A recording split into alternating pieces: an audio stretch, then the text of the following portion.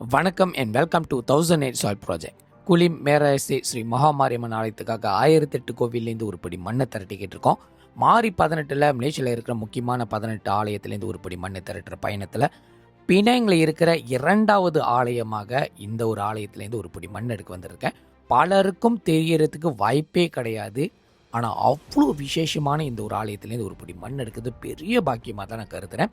மாரி 18 1003வது ஆலயமாக அருள்மிகு ஸ்ரீ முக்கோண மாரியம்மன் ஆலயம் சிம்பங் அம்பாட் பினாங்கிலேருந்து தான் ஒருபடி மண் எடுக்க வந்திருந்தேன். இந்த ஐயாவை பாருங்க, பழங்காலத்து ஐயா. ஆனால் அந்த ஐயா வரத்துக்கு முன்னாடி அவர் ஒரு சூலமாக இருந்திருக்காரு. அந்த சூலத்தையும் வச்சு ப்ரிசர்வ் பண்ணி வணங்கிட்டு வராங்க. இந்த எல்லையில் இருக்கிற இந்த மாரியம்மனுக்கு ஒரு பெயர் இருக்குல்ல, முக்கோண மாரியம்மன். இந்த ஆலயத்துக்கு பலவிதமான வரலாறு இருக்குது. பல பேர் பல கருத்துக்கள் சொல்கிறாங்க. பட் இருந்த போதும் கிடைச்ச தகவல் பிரகாரம் படி இந்த எல்லையில் இருக்கிற அம்பாளுக்கு பெரிய விசேஷமே இந்த புத்து விசேஷம் தான். பிறகு இந்த அம்பாள் சில வழிபாடுக்குள்ளே வந்திருந்தாங்க.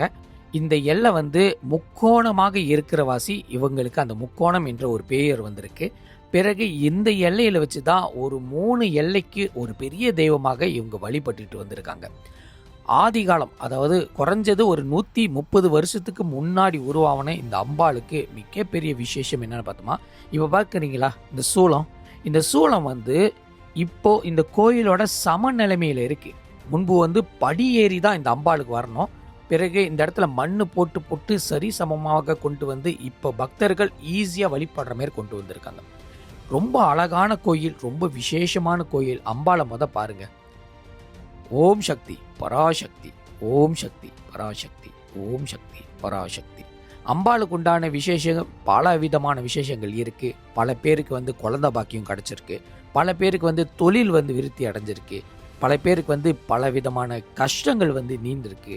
இந்த அம்பாளோட முகத்தை பார்த்தாலே தெரிஞ்சிருக்கும் எத்தனை வருஷத்துக்கு முன்னாடி வந்தவங்கன்னு.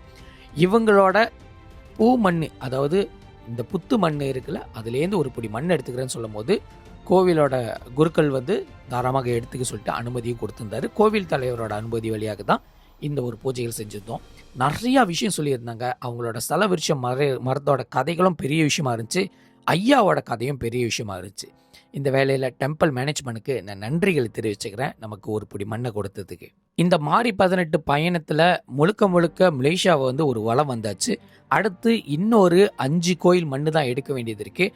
அது 2ஆம் கட்ட நிலை அப்படின்னு சொல்லி எனக்கு உத்தரவு கொடுத்துருந்தாங்க. அதாவது கடல் கடந்து போகிறது.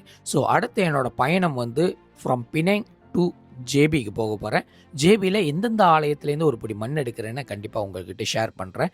இந்த வேலையில் தொடர்ச்சியாக எனக்கு ஃபாலோ பண்ணி எனக்கு சப்போர்ட் பண்ணி தெரிய வச்ச எல்லாருக்கும் நன்றிகள் தெரிவிச்சுக்கிறேன். அம்பாள் உங்களை ஆசீர்வதிப்பார், அங்கீகரிப்பார்.